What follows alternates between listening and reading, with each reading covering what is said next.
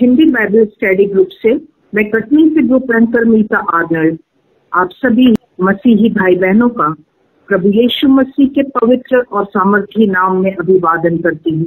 आज का बाइबल अध्ययन हमारे बिब्लिकल फैसिलिटेटर भाई जॉनसन पॉल जबलपुर द्वारा निर्गमन 7वें अध्याय से आगे लिया जाएगा। आइए अब समय होगा हमारे बिब्लिकल फैसिलिटेटर को आज का बाइबल अध्ययन वो प्रारंभ करेंगे। मैं आमंत्रित करती हूँ भाई जॉनसन पॉल जबलपुर से। धन्यवाद sister. Hindi Bible study group के माध्यम से संचालित इस बाइबल अध्ययन कार्यक्रम में आप सभी अध्ययनकर्ता विश्वासी मसीही भाई बहनों का मैं स्वागत करता हूं। ये जो श्रृंखला चल रहे हैं अभी, और इस श्रृंखला के अंतर्गत उत्पत्ति से प्रकाशित वाक्य तक का अध्ययन लिया जा रहा है। पुस्तकों के आधार पर प्रत्येक पुस्तक जो कि 66 पुस्तक है, उस आधार पर हम बाइबल अध्ययन कर रहे हैं उत्पत्ति से प्रकाशित वाक्य तक। और इसमें विशेष तौर पर हम देख रहे हैं बाइबल को, जैसा कि मैंने एक शब्द में बतलाया था कि ये उद्धार की कहानी है ये, और इसके प्रमुख पात्र हैं, चाहे वो पुराना नियम हो चाहे वो नया नियम हो, वह पात्र है मसीहा। और जिसको कि पुराने नियम में ही जैसे ही आदम हव्वा ने पाप किया था, तभी परमेश्वर ने उत्पत्ति 3:15 में उस मसीहा के आने का, मसीहा का अर्थ होता है छुड़ाने वाला या पाप से उद्धार करने वाला, उसके आने का एक कुंवारी से भविष्यवाणी अदन की वाटिका में ही कर दी थी। और उस मसीहा को हम नए नियम में यीशु के नाम से जानते हैं। तो ये मसीहा पूरे बाइबल में उत्पत्ति से प्रकाशित वाक्य तक किस प्रकार से इनका प्रगटीकरण समय समय पर होता है, तो इस बात को हम देखेंगे। और परमेश्वर की यह योजना जो मनुष्य को पाप से उद्धार कराने की जो योजना है, वह किस प्रकार से पूर्ण होती है, वह भी हम प्रत्येक पुस्तकों में देखते आ रहे हैं। और हमने उत्पत्ति पुस्तक में देखा कि परमेश्वर ने आदम हव्वा को बनाया, आदम हव्वा ने पाप किया, और पाप के बाद उनका 2 पुत्र उत्पन्न होते हैं, केन हाबिल, और हाबिल को केन मार देता। तब तीसरा पुत्र उत्पन्न होता है जो कि धर्मी वंशावली में शामिल होता है, जो कि शेत कहलाता। और शेत की वंशावली में नूह आते हैं, और नूह के समय में जल प्रलय हो जाता है, और समस्त पृथ्वी के प्राणी और मनुष्य वे सभी इस जल प्रलय में नष्ट हो जाते हैं। नूह के 3 पुत्र होते हैं, शेम, हाम और येपेत। शेम की वंशावली में, जो कि धर्मी वंशावली है, उसके अंतर्गत अब्राहम आते हैं, और अब्राहम से 2 पुत्र उत्पन्न होते हैं अब्राहम के, जो कि इस्माइल और इज़हाक कहलाते हैं। और इज़हाक से परमेश्वर अब्राहम से की गई वाचा को दोहराते हैं। और इज़हाक के 2 पुत्र होते हैं, एसाव और याकूब। परमेश्वर याकूब को चुन लेता है उसी मसीहा को लाने के लिए, और अब्राहम से स्थापित वाचा को याकूब से दोहराते हैं। और याकूब के जो 12 पुत्र होते हैं, जो कि इजराइली कहलाते हैं। इस प्रकार से आप देखेंगे कि नूह के जो 3 पुत्र होते हैं, शेम, हाम और येपेत। तो शेम के वंशज से तो अब्राहम और याकूब और इजराइली और यहूदा के गोत्र से राजा दाऊद और यीशु मसीह भी आए। लेकिन जो हाम का जनरेशन था, उन्होंने, हाम के जनरेशन के लोगों ने, स्पेशली निम्रोद ने जो है बेबीलोन और कलने और अक्कद, इस प्रकार के राज्यों का निर्माण किया, और वे मूर्ति पूजा में संलग्न हो गए। तो हम उस वंशावली का अध्ययन कर रहे हैं जिसके अंतर्गत यीशु मसीह हमारे पापों के उद्धार के लिए परमेश्वर की योजना के अंतर्गत, जो कि इस जगत की उत्पत्ति के पहले से ही निश्चित था कि मसीह का बलिदान होगा, और उस योजना को पूरा किस प्रकार से किया जा रहा है, इस बात का हम अभी अध्ययन कर रहे हैं। तो निर्गमन पुस्तक में हमने देखा कि अब्राहम को जब परमेश्वर ने चुन लिया और अब्राहम से परमेश्वर ने वाचा भी एक स्थापित की, तो अब्राहम की एक गलती के कारण परमेश्वर ने उसको दंड स्वरूप उसके वंशजों के लिए, अब्राहम के वंशजों के लिए एक कड़ी बात कही, जिसको कि हम उत्पत्ति 15 अध्याय और उसके 13वें वचन से लेके 21वें वचन में पाया जाता है। इस बात को मैं थोड़ा बहुत मैं यहाँ पे पढ़ देता हूँ। उत्पत्ति 15 अध्याय और उसका 13वां वचन। प्रभु ने अब्राहम से कहा, यह निश्चय जान कि तेरे वंश पराये देश में परदेशी होकर रहेंगे और उस देश के लोगों के दास हो जाएंगे। वे उनको 400 वर्ष तक दुख देंगे, फिर जिस देश के वे दास होंगे उसको मैं दंड दूंगा और उसके पश्चात वे बड़ा धन वहां से लेकर निकल आएंगे। और आगे कहा 18वां वचन, उसी दिन प्रभु ने अब्राहम के साथ यह वाचा बांधी, मिस्र की महानदी से लेकर परात नाम महानदी तक जितना देश है, अर्थात केनियों, कनिजियों, कदमोनियों, हित्तियों, परिज्जियों, रपाइयों, एमोरियों, कनानियों, गिरगाशियों और यबूसियों का देश मैंने तेरे वंश को दे दिया है। इस प्रकार से परमेश्वर ने पूर्व में ही बतला दिया था कि अब्राहम के वंशज जो है वे मिस्र देश में गुलाम अवस्था में हो जाएंगे और बाद में जब परमेश्वर का समय पूरा हो जाएगा, जो कि परमेश्वर ने यहां पे लिखा हुआ है कि उनको 400 वर्षों तक दुख देंगे, तो ये 400 वर्षों के पूरा होने पर परमेश्वर की प्रजा या अब्राहम के वंशज जो इजरायली है वे मिस्र देश से निकल भी आएंगे। तो इस बात को हमने देखा कि मिस्र देश से निर्गमन, उसका पहले दूसरे अध्याय में हमने देखा था कि वहां पे मूसा जन्म के पश्चात पानी में उसको सरकंडों के बीच में छुपा दिया जाता और वह किस प्रकार से राजमहल में पहुंच जाते हैं और मूसा के द्वारा एक गलती की गई जिसके द्वारा उसको वह मिस्र देश छोड़ देना पड़ता है और वह दूसरे देश में चला जाता, मिद्यान नाम देश में चला जाता और वहां पर सपोरा से विवाह करता है, उसके 2 पुत्र भी उत्पन्न होते हैं। बाद में जलती हुई झाड़ियों में परमेश्वर मूसा को दर्शन देते हैं और वे वहां से मिद्यान देश से वापस मिस्र देश में आते हैं और अपने भाई हारून के साथ मिलकर वो पूरे इजराइलियों को 10 विपत्तियों के द्वारा घबरा दिए जाने के कारण वहां का फैरो जो रहता है वो इजराइलियों को छोड़ देता है और मूसा और हारून के लीडरशिप में सारे इजराइली वे लाल समुद्र पार करके वहां से बाहर निर्जन प्रदेश में आ जाते हैं। और आज हम जो 17 अध्याय का अध्ययन कर रहे हैं वो यहीं से अध्ययन प्रारंभ हो रहा है कि जब वो लाल समुद्र पार करके जब वो निर्जन प्रदेश में आ जाते हैं तब वहां पर क्या होता है। आप देखेंगे कि परमेश्वर ने अनेक प्रकार से आश्चर्य कर्मों के द्वारा अपनी प्रजा को छुड़ाया भी मिस्र देश से और पूरे रेगिस्तान में उनकी देखरेख की और उसके साथ उनके साथ वे सदा ही बने रहे हैं। तो हम देखते हैं कि परमेश्वर ने बड़े आश्चर्यजनक रीति से वहां पे लाल समुद्र में से इजराइलियों को बाहर निकाला। उन्हें इजराइलियों को कुछ भी नहीं करना पड़ा, कोई आप देखेंगे आगे भी कि कोई युद्ध नहीं करना पड़ता है और इजरायली क्रमशः जीतते जाते हैं। तो लाल समुद्र से बिना युद्ध किए, बिना उनके प्रयास से परमेश्वर अपनी सामर्थ्य के द्वारा अपनी प्रजा इजरायलियों को मिस्र की गुलामी से अर्थात दासत्व की गुलामी से वहां से वो छुड़ा लेते हैं। और आगे हम देखते हैं कि मन्ना और बटेरे देकर परमेश्वर निर्जन प्रदेश में या जंगल में उनका पालन पोषण करते हैं। उनको प्यास लगती है उस रेगिस्तान में, उस निर्जन प्रदेश में, उस जंगल में पानी का कहीं कोई अता पता नहीं रहता। परमेश्वर उनको चट्टान से पानी उनको पिलाते हैं। और आगे हम देखते हैं कि ए नगर की जब युद्ध करते हैं यहोशू के नेतृत्व में, अभी बहुत बात की बात मैं बतला रहा हूं कि यहोशू के नेतृत्व में जब ए नगर पर वो चढ़ाई करते हैं तो ए नगर की ओर यहोशू जब तक बर्छी ताने रहता है, बर्छी की नोक जब तक ए नगर की ओर रहती है तब तक इजरायली वो जीतते चले जाते हैं और इस प्रकार से ए नगर की भी विजय होती है। और हम देखते हैं कि जैसे ही इजरायली यरीहो में जो कि कनान का पहला नगर था, यरीहो में प्रवेश करने वाले होते हैं तो यरीहो और निर्जन प्रदेश के बीच में जो यरदन नदी पड़ती है, जैसे ही याजक वाचा का संदूक लेकर यरदन के नदी पर पैर रखते हैं, याजकों का पैर पड़ते ही नदी 2 भागों में बंट जाती है। और जिस प्रकार से लाल समुद्र पार करके इजरायली मिस्र देश से छुड़ा लिए गए थे, इस प्रकार से यरदन नदी भी 2 भाग होकर जो इजरायली थे वो निर्जन प्रदेश से वे कनान में प्रवेश करते हैं।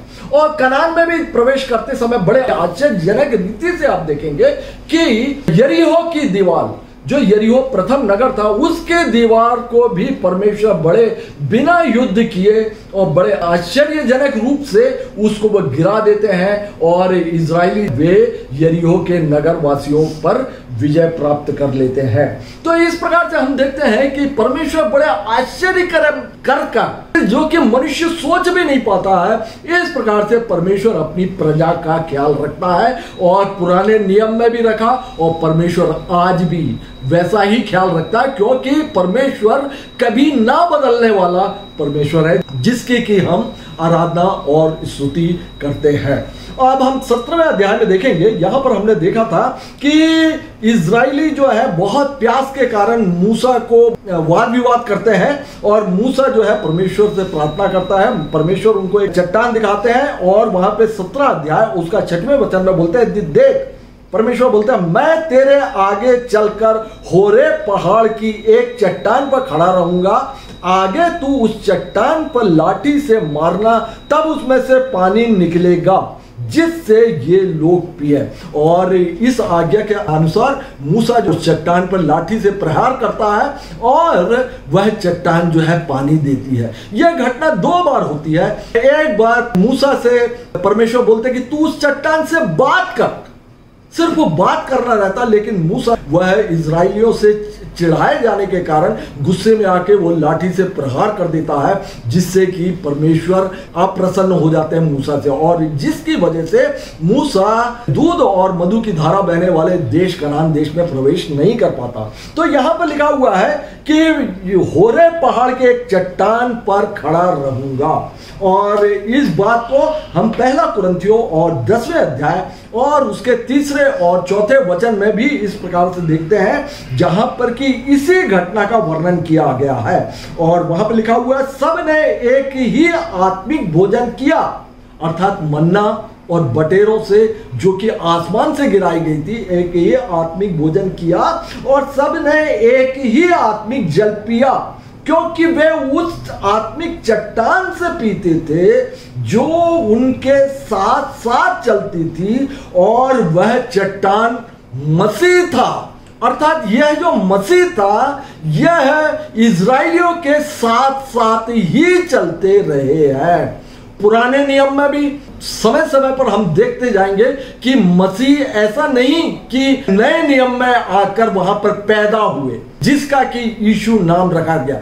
परमेश्वर वह पिता, पुत्र और पवित्र आत्मा के रूप में एक ही व्यक्तित्व में रहे हैं और समय समय पर कार्य के हिसाब से उनका प्रकटीकरण होता रहा है या भरपूरी होती रही है। जिस प्रकार की जो पवित्र आत्मा की भरपूरी जो है वह पेंटेकोस्त के दिन अर्थात नए नियम में भरपूरी आई, लेकिन समय समय पर हम पुराने नियम में हम देखते हैं कि पवित्र आत्मा व्यक्तिगत तौर पर व्यक्तियों को दिया जाता रहा है और वे पवित्र आत्मा से परिपूर्ण होकर बड़े बड़े सामर्थी काम करते रहे। जैसे कि आप शिमशोन को देख सकते हैं, अंत में उसने अपने जीवन काल में जितने लोगों को मारा था उससे अधिक जो है अंत के समय में उसने मारा भी और अनेक लोगों के ऊपर पवित्र आत्मा के अवतरण की बात पुराने नियम में कहा गया, जहां पर पवित्र आत्मा ना लिखकर आत्मा सिर्फ लिखा हुआ है। तो हम जान सकते हैं कि परमेश्वर की उपस्थिति पिता, पुत्र, पवित्र आत्मा के रूप में पुराने नियम में भी रहा है और नए नियम में भी वर्तमान समय में भी है, लेकिन वर्तमान समय में पवित्र आत्मा वह अधिक कार्यकारी है, क्योंकि पुत्र ने अपना जो प्रायश्चित बलिदान के लिए जो कार्य था, पापों से उद्धार की जो योजना थी, उसको पुत्र ने पूर्ण कर लिया और पुत्र ने अर्थात यीशु मसीह ने जाते जाते भी कहा था कि मैं जा रहा हूं और एक सहायक तुम्हारे लिए भेजे जा रहा हूं। तो और वह सहायक जो है वह पवित्र आत्मा के द्वारा आज हमारे बीच में हमारा मार्गदर्शन करते हैं और आज उपलब्ध है। और इस प्रकार से हमने देखा कि 17वें अध्याय में रपीदीम नामक स्थान पर एक चट्टान पर लाठी से प्रहार किया गया था। मैंने आपको बतलाया था कि जब कभी आप बाइबल पढ़ें, पुराने नियम को और नए नियम को, ये 2 टेस्टामेंट है अर्थात 2 नियम है जो कि एक ही रूप है इनका और बाइबल एक ही है। जब तक पुराना नियम अर्थात छाया जब तक नहीं है तब तक जो है हकीकत भी पूर्ण नहीं होता है। तो पुराना नियम जो है वो छाया के रूप में है। यहां पर हमने देखा कि मसीह जो कि एक चट्टान है जो कि उनके साथ साथ चलती है। और यही जो दृष्टांत के रूप में इसी चट्टान पर जैसे लाठी से प्रहार करने पर चट्टान टूट गई और आश्चर्यजनक रूप से जल जो इजरायलियों ने अर्थात परमेश्वर की चुनी हुई प्रजा ने पिया भी। और इस बात को हम देखते हैं, यीशु मसीह ने अपने आप को तोड़ा, क्रूस पर उन्होंने अपने प्राण त्यागे और यीशु मसीह ने बोला भी कि जीवन का जल मैं हूं, जो इसमें से पिएगा वह कभी प्यासा ना होगा। तो इस बात को हम देखते हैं कि दृष्टांत स्वरूप में यहां पे रहा। अब हम देखते हैं निर्गमन 17वें अध्याय के 8वें वचन से आगे। पहले तो इजरायली मिस्र देश से निकले, वहां उन्होंने फसह मनाया, लाल समुद्र पार करके जब वो निर्जन प्रदेश में आए, यहां पर उनको भूख लगी, प्यास लगी, परमेश्वर ने उनको मन्ना दी, बटेरे दी। और जब प्यास के मारे रपीदीम नामक स्थान पर वहां पे चट्टान पर लाठी से प्रहार करके उस चट्टान के द्वारा पानी भी पिया। अब इजरायली वे आगे की ओर बढ़ रहे हैं, तो बढ़ते समय क्या होता है कि अमालेकी आकर इन पर आक्रमण करते हैं। अमालेकी निर्गमन उसका 17 अध्याय और 8 से लेकर 16 तक में ये वर्णन अमालेकियों का पाया जाता है। ये लोग क्यों जा रहे थे, मिस्र से क्यों निकले थे? क्योंकि परमेश्वर ने उनको बोला था कि 3 दिन के मार्ग में फिरौन से कहना कि मुझे जाने दे, ताकि हम अपने परमेश्वर के लिए बलिदान चढ़ाएं, हम उसकी उपासना करें। इजरायली परमेश्वर के लिए बलिदान करने और उपासना करने के लिए एक पहाड़ की ओर जा रहे थे। तो इस बीच में अमालेकियों ने आकर इनसे युद्ध किया। इजरायली जो थे वो युद्ध में निपुण नहीं थे, उनका काम था सिर्फ गारा बनाना और ईंट को जोड़कर मकान आदि तैयार करना। वे युद्ध में बिल्कुल भी निपुण नहीं थे और रास्ते में ही वे निहत्थे इजरायलियों के ऊपर अमालेकी वो पूरी सेना उन पर चढ़ाई कर देती है। अर्थात ये अमालेकी इजरायलियों को उनके गंतव्य तक पहुंचने के लिए, गंतव्य क्या है? सच्चे परमेश्वर की आराधना, उपासना करना और वहां पर बलिदान चढ़ाना। वहां पर पहुंचने के लिए वे यहां पे बहुत बड़ा अड़ंगा थे और वे उस इजरायलियों को जाने नहीं दे रहे थे आगे। तो ये अमालेकी आखिर है कौन और इनसे इजरायलियों को ये क्या दुश्मनी थी कि उन्होंने इजरायलियों को परमेश्वर के पर्वत पर अर्थात होरेब पर्वत पर या फिर सिनै पर्वत, दोनों एक ही नाम है। पुराने नियम में जो होरेब पर्वत है उसको ही सिनै पर्वत कहा गया है और नए नियम में एक विशेष पर्वत पाया जाता है जो कि सिय्योन पर्वत कहलाता है। सिय्योन पर्वत जो कि मसीह का पर्वत है। और पुराने नियम में ये होरेब पर्वत पर की ओर इजरायली जा रहे होते हैं, तब अमालेकी यहां पर आते हैं और अमालेकी जो है वे इनके ऊपर आक्रमण करते हैं। इजरायलियों के अनेक दुश्मन रहे हैं। इन दुश्मनों को 2 भागों में आप बांटकर देखिए, जो कि कनान देश में के दुश्मन हैं। कनान देश में कौन कौन दुश्मन है या कौन कौन रहने वाले हैं? हित्ती, एमोरी, गिर्गाशी, हिब्वी, यबूसी, ये सभी जो कि कनान के निवासी है वे इनके दुश्मन रहे हैं। दूसरी बात, जो इजरायलियों के मार्ग में चलते हुए बार बार इन पर युद्ध करने के लिए या इनको नष्ट करने वाले आते थे, वे इनके ही इजरायलियों के ही जाति भाई थे। अब्राहम के वंशज से वे, जो कि इजरायलियों को अर्थात परमेश्वर की चुनी हुई प्रजा को वो गंतव्य तक पहुंचने के लिए रोक रहे थे। इसी तारतम्य में आप देखेंगे कि इश्माइल के जो वंशज है इश्माइली कहलाए और ये इश्माइली भी समय समय पर इजरायलियों को दुख दिया करते थे। और आप देखेंगे लूत जो कि अब्राहम के भतीजा जो लूत था, उनकी पुत्रियों से उत्पन्न 2 पुत्र थे जो कि अम्मोन और मोआब कहलाए और यही से अम्मोनी और मोआबी जाति जो कि अब्राहम के ही वंशज हैं या अब्राहम के ही जो भतीजा था उनके वंशज हैं, कि उन्होंने भी मोआबी और अम्मोनियों ने भी समय समय पर इन इजरायलियों को भारी कष्ट दिया था। इसके बाद आप देखेंगे ऐसावी कहलाते हैं, जो एसाव के वंशज है वे ऐसावी कहलाते हैं या फिर वे एदोमी कहलाते हैं। एसाव के वंशज जो कि एसाव और याकूब जो कि इजहाक के पुत्र थे, एसाव और याकूब। परमेश्वर ने याकूब से वाचा बांधी थी, लेकिन एसाव से वाचा नहीं बांधी थी। और एसाव के जो वंशज हैं, जो कि एदोमी और एसावी कहलाए, वे भी जो याकूब के वंशज इजरायली थे, उनके वे दुश्मन थे और वे समय समय पर अन्य जातियों की रीति से इन पर प्रहार किया करते थे या फिर इन पर अत्याचार किया करते थे। और इसी एसाव का ही वंशज है अमालेकी, और इस बारे में आप देख सकते हैं उत्पत्ति 36 अध्याय और उसके 12वें वचन में अमालेक के बारे में लिखा हुआ है एसाव के पुत्र एसाव कौन है? इज़ाक का जो 2 पुत्र हुए, एसाव और याकूब। तो एसाव की यहां पर बात हो रही है। लिखा हुआ है एसाव के पुत्र एलीपज के तिम्ना नामक एक सुरैतिन थी। सुरैतिन अर्थात रखेली, जिसने एलीपज के जन्माए अमालेक को जन्म दिया। एसाव की पत्नी आदा के वंश में यही हुए। तो ये एसाव के वंश में था अमालेकी। ये देखिएगा याकूब के वंशज जो इजरायली हैं, उनको परमेश्वर की आराधना और उपासना करने के लिए नहीं देते हुए। और यही अमालेकी जो है, फ्यूचर में आप एस्तेर के वर्णन में आप देखेंगे। एस्तेर के जो मुख्य पात्र हैं, राजा क्षयश है, एस्तेर है, मोर्देकै है और हामान है। हामान जो है वो एस्तेर और मोर्देकै का दुश्मन होता है एक प्रकार से। और ये हामान जो होता है वह इस मोर्देकै से बहुत घृणा करता है। कारण क्या है? हामान जो ऊंचे पद में रहता है, वो जब कभी राजमहल में जाता है तो मोर्देकै उसको झुककर प्रणाम नहीं करता।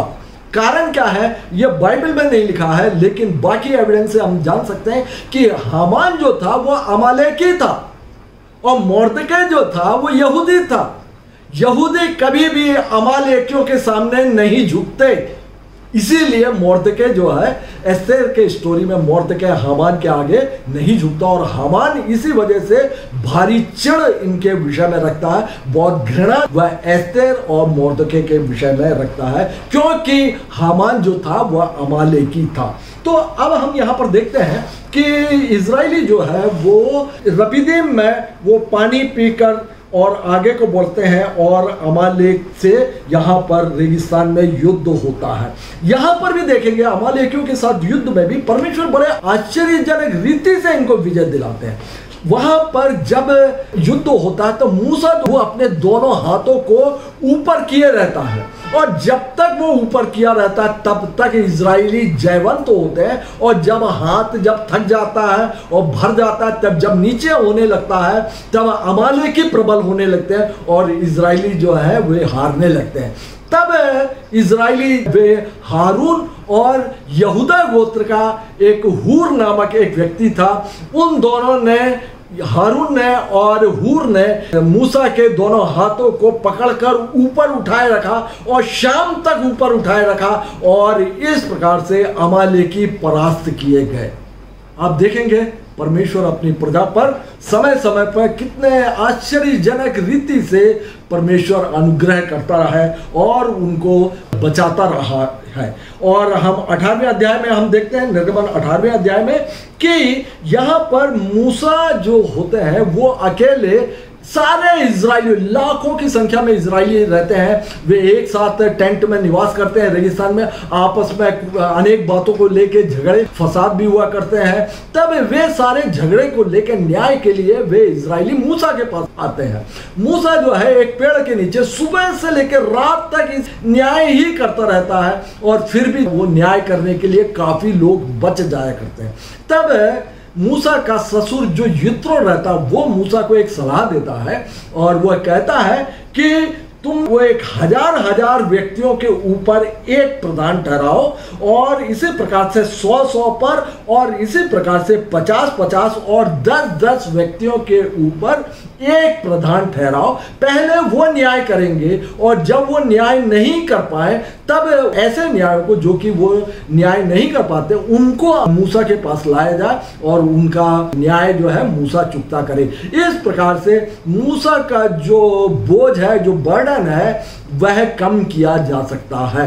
मूसा जो है परमेश्वर से इस बात के लिए कहते हैं, और परमेश्वर जो है इस बात से मूसा के ससुर यित्रो की बात से प्रसन्न होते हैं, और मूसा को यह बात लागू करने के लिए लिखा है। और ये कैसे लोग होंगे उसके विषय में निर्गमन 18 अध्याय और 21 वचन में लिखा हुआ, फिर तो इन सब लोगों में से ऐसे पुरुषों को छांट ले जो गुणी और परमेश्वर का भय मानने वाले, सच्चे और अन्याय के लाभ से घृणा करने वाले हो। ये सारे कैरेक्टर जो है एक प्रधान में होना चाहिए। और आज भी जो चर्चस में जो फादर या पास्टर या धर्मवृद्ध जो एल्डर्स होते हैं उनको जब नियुक्त किया जाता है तो यही है वो गुण ओल्ड टेस्टामेंट में जो कि परमेश्वर ने दिया था, वो उन एल्डर्स में या पास्टर्स में होना बहुत जरूरी है, जो कि परमेश्वर का दिया हुआ नियम है।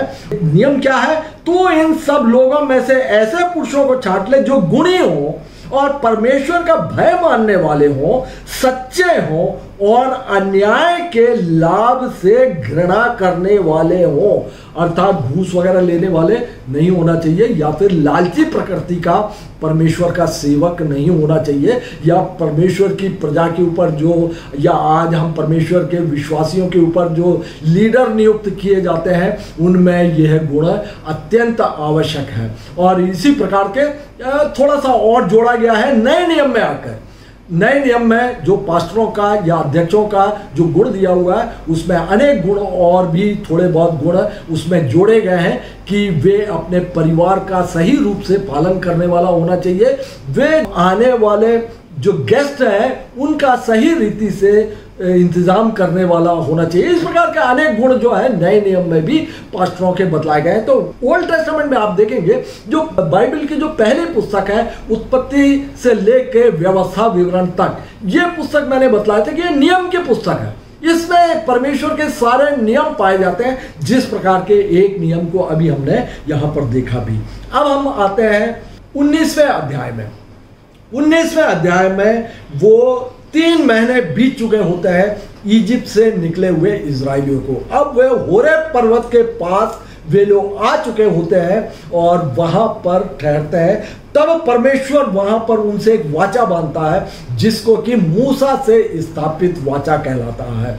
बाइबल में 7 वाचाएं प्रमुख पाई जाती है। पहली वाचा है आदम से स्थापित वाचा, जिसके अंतर्गत मसीहा को लाने की भविष्यवाणी उत्पत्ति 3:15 में की गई थी और जिसकी पूर्ति गलातियों 4 अध्याय और उसके 4 वचन में पाया जाता है कि जब समय पूरा हुआ तब परमेश्वर ने अपने पुत्र को भेजा जो कि स्त्री से जन्मा। यह पहली वाचा थी और वह उसकी पूर्ति भी थी।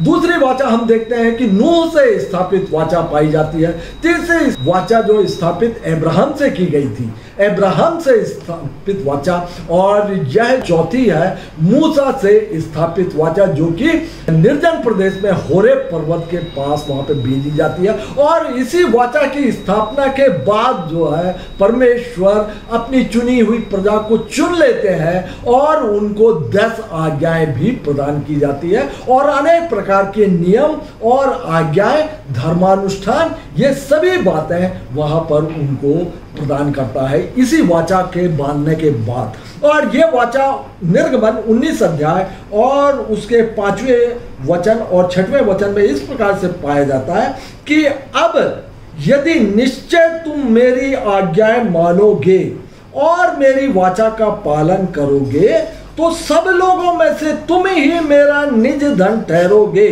समस्त पृथ्वी तो मेरी है, अर्थात समस्त पृथ्वी की जातियां तो मेरी है, लेकिन मैंने तुमको चुन लिया है। अब यदि तुम मेरी आज्ञा का पालन करोगे और ये जो वाचा मैं बांधने जा रहा हूं तुमसे, उस वाचा का पालन करोगे तो तुम मेरे नजर में या तुम मेरा निज धन रहोगे, बिल्कुल व्यक्तिगत धन मेरा तुम रहोगे। और क्या होगा? और तुम मेरी दृष्टि में याजकों का राज्य और पवित्र जाति ठहरोगे। ये देखिएगा, निज धन ठहरोगे, व्यक्तिगत धन ठहरोगे, याजकों का राज्य, मेरे लिए तुम याजक होगे और मेरे लिए इस समस्त पृथ्वी में से पवित्र जाति तुम ही ठहरोगे। यदि तुम पाप भी कर दोगे तब भी तुम्हारे लिए ऐसा प्रावधान करूंगा, एक मसीहा के लहू के द्वारा तुम्हारा प्रावधान करूंगा कि तुम्हारे पाप जो है उस लहू के कारण प्रायश्चित की रीति पर मिटा दिए जाए और तुम पवित्र ठहरो क्योंकि मैं पवित्र हूं। तो परमेश्वर ने ये इतनी बड़ी वाचा यहाँ पर 19 अध्याय में बांधी हुई है और इसको बांधते समय इजराइलियों ने कह दिया था। 8वें वचन में लिखा हुआ 19 अध्याय 8वें वचन में कि सब लोग मिलकर बोल उठे, जो कुछ प्रभु ने कहा है वह सब हम नित्य करेंगे। उन्होंने इस वाचा की शर्तों को मान लिया और स्वीकार किया और हामी भरी। तब परमेश्वर ने यहाँ पर वाचा बांधी और यहाँ पर मूसा एक बलिदान भी देते हैं जिसका कि वर्णन इब्रानियों की पुस्तक में भी पाया जाता है। उस मूसा के बलिदान का वर्णन जिसमें कि लहू को लेकर इस वाचा की पुस्तक पर छिड़का जाता है और उसी लहू को लेकर, बछड़े के उस लहू को लेकर वह इजराइलियों पर भी छिड़क देता है और परमेश्वर और इजराइलियों के बीच में या परमेश्वर और मनुष्यों में से परमेश्वर की चुनी हुई प्रजा के बीच में वाचा बंध जाती है वाचा।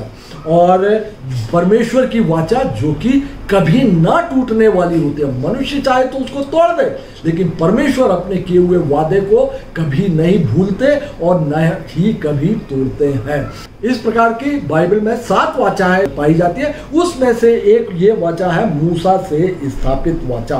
तो यहाँ पर देखते हैं कि पहाड़ के ऊपर परमेश्वर उतरते हैं और पहाड़ का विशेष वर्णन किया गया है कि भट्टे का सा धुआं उस पर्वत से उठ रहा था और भारी आग था और नरसिंगे का शब्द बहुत भारी हो गया।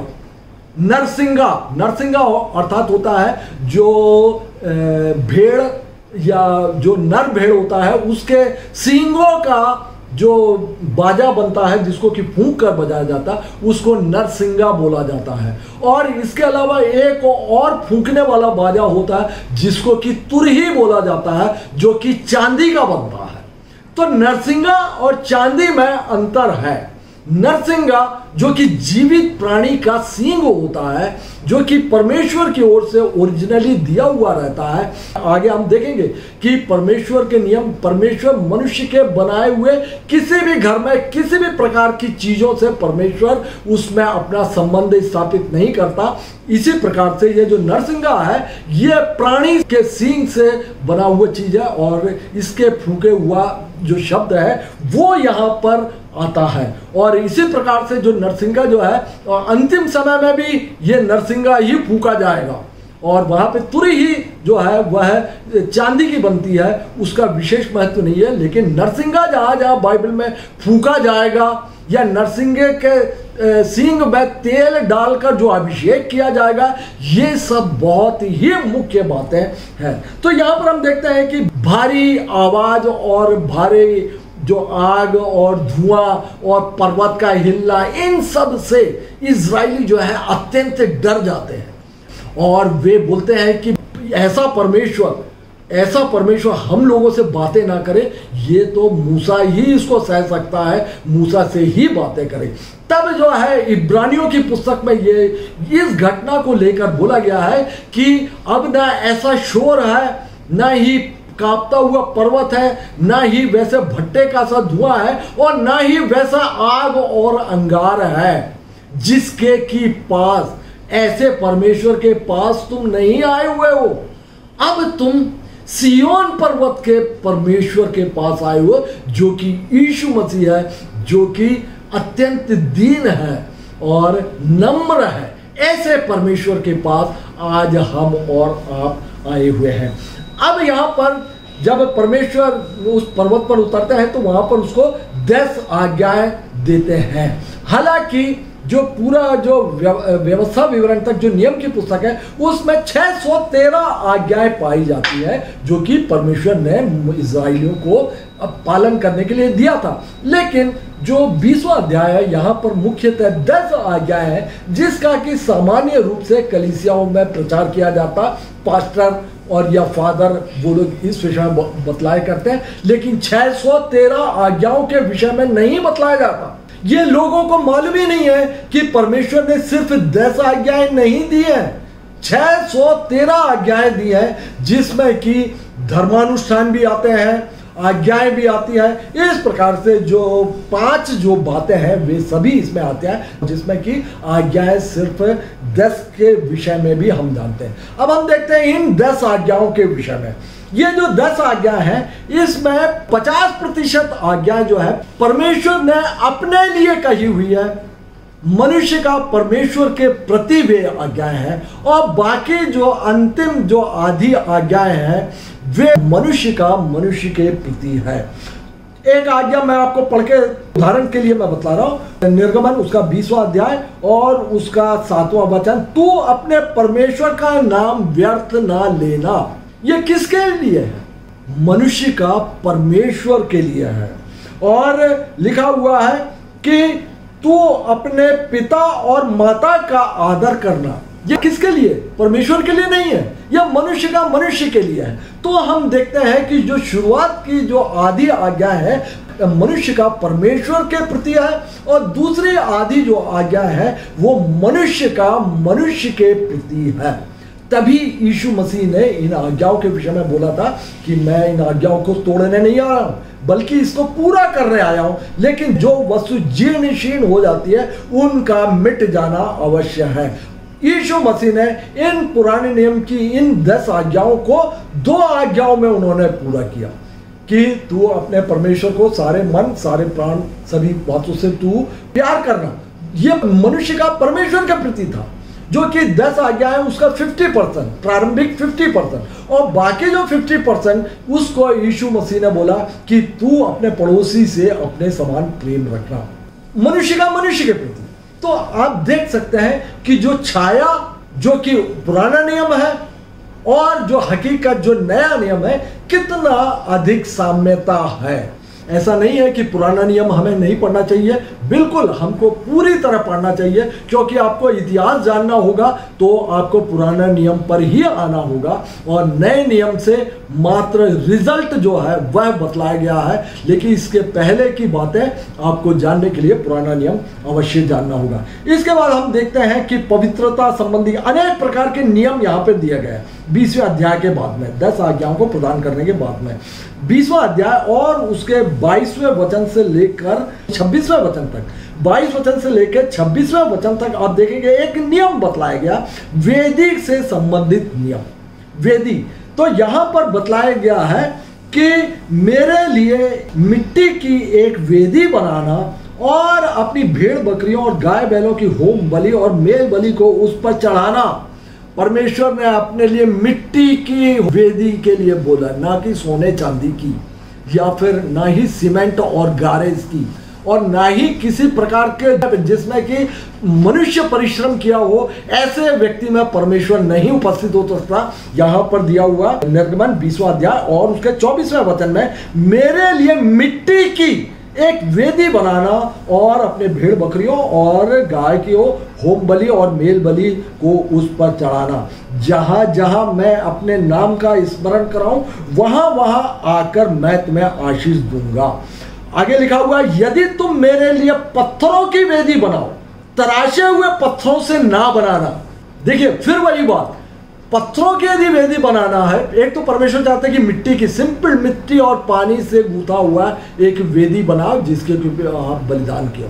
और यह मिट्टी जो है देखेंगे आप बहुत नरम होती है, पत्थर जैसा कड़ा नहीं होता। आज वेदी हमारा हृदय है, और परमेश्वर कैसी वेदी चाहता? मिट्टी वाली वेदी, नरम वेदी चाहता, ना कि पत्थरों वाली वेदी चाहता। और पत्थरों वाली वेदी भी यदि आप बनाना चाहें तो उसके लिए नियम लिखा हुआ है, यदि तुम मेरे लिए पत्थरों की वेदी बनाओ तो तराशे हुए पत्थरों से ना बनाना, क्योंकि जहां तुमने उस पर अपना हथियार लगाया तो उसे अशुद्ध कर देगा। आप देख रहे हैं परमेश्वर मनुष्यों के द्वारा गढ़े हुए बनाए हुए पत्थरों के इमारतों में नहीं रहता, और ना ही वैसे पत्थर के रूप में तराशे हुए अपन अपने मन से तराशे हुए अपने हृदय को परमेश्वर को हम देंगे, परमेश्वर उसको स्वीकार नहीं करता। परमेश्वर ने जैसा आपको अनगढ़ बनाया है, अनगढ़ बनाए हुए, आप गढ़े हुए नहीं हो, आप अलग अलग रूप से परमेश्वर ने आपको बनाया है। आपके कमियों और घटियों के साथ परमेश्वर चाहता उन कमियों और उन घटियों के साथ में, अर्थात बिना तराशे हुए ही आप परमेश्वर के निकट जाए। परमेश्वर सामर्थी है आपको शुद्ध और पवित्र करने के लिए। परमेश्वर सामर्थी है आपके पापों को मिटा देने के लिए, और किसी में यह सामर्थ नहीं है। और इसके बाद हम देखते हैं कि 21वें अध्याय में यहाँ पर गुलामों के संबंध में भी यहाँ पर नियम पाए जाते हैं, और हत्या से संबंधित नियम पाए जाते हैं। और गुलामों के संबंध में आप देखेंगे गुलाम और दास, ये दो अलग अलग बातें हैं। गुलाम और दास, गुलाम वो होता है जो कि कुछ समय के लिए खरीद लिए जाता है और कुछ समय वो नौकरी के रूप में नौकरी करता है और अपना जो तय किया हुआ पैसा लेकर निश्चित समयावधि के बाद में वो चला जाता, वह गुलाम कहलाता है। लेकिन दास जो होता है वो बिना पैसे के काम करता है और वो मालिक के साथ में सदा तक नौकर बना रहता है, वो कहलाता है दास। तो यहाँ पे गुलामों के नियम और यहाँ पे दासों संबंधित यहाँ पे नियम दिया हुआ है 21वें अध्याय में कि यदि कोई व्यक्ति आपके पास में है, गुलाम है, और वो उसका समय पूरा होने के बाद में वो जाना चाहता है तो अपने परिवार के साथ वो जा सकता है। इस प्रकार के यहाँ पे नियम दिए गए हैं। और यदि वो नहीं जाना चाहता, अपने मालिक के पास ही रहकर वह खुश है, ऐसे अवस्था में उसका अधिकार तो बनता है कि स्वतंत्र हो जाओ, लेकिन अपनी ही इच्छा के कारण वो अपने मालिक के साथ रहने को प्रसन्न होता है, तो मालिक और वह गुलाम जो है वह टैबरनेकल के पास में या मिलाप वाले तंबू के पास में जाएगा। वहां पे दरवाजे के चौखट में, जो कि लकड़ी का चौखट होगा, वहां पर वह गुलाम अपना कान इस प्रकार से रखेगा और वहां पे स्वामी उसको छेद करेगा, तब वह पूर्ण रूप से वह दास कहलाता है। ये छेद करना अर्थात एक कुंडल पहना दिया जाता है, और बाइबल में इस कुंडल के विषय में नहीं बतलाया गया है, लेकिन सुतारी से छेद करने के विषय में जरूर 21 अध्याय में बतलाया गया। और जब यह कुंडल पहन लेता तो दूर से ही व्यक्ति देखकर पहचान लेता कि यह किसी न किसी व्यक्ति का दास है, और इसी वजह से इसने कुंडल पहना हुआ है। और आज भी आप देखेंगे कि अन्य जातियों में यह बात पाई जाती है, लोग कुंडल पहनते, पुरुष जो है वो कुंडल पहनते हैं, अर्थात वे किसी ना किसी के लिए पूर्ण रूप से समर्पित होते हैं। आप देखेंगे स्त्रियां जो है वो चूड़ियां पहनती है, जो कि गुलामी का ही एक प्रतीक है, और गुलाम स्त्री जो होती थी वे चूड़ियां वे पहनती थी। तो इस प्रकार से हमने 21वें अध्याय तक हमने देखा, और आगे के अध्याय में हम देखते हैं कि अनेक प्रकार के नियम बतलाए गए हैं। उन कुछ नियमों के बारे में मैं अगले अध्ययन लूँगा, और उन नियमों के बारे में मैं आपको और भी क्लियर रीति से मैं बतलाता रहूँगा। तो यहाँ पर आज का अध्ययन समाप्त होता है। परमेश्वर आप सभी को, सुनने वाले और पढ़ने वाले और जानने वाले सभी को आशीषित करें।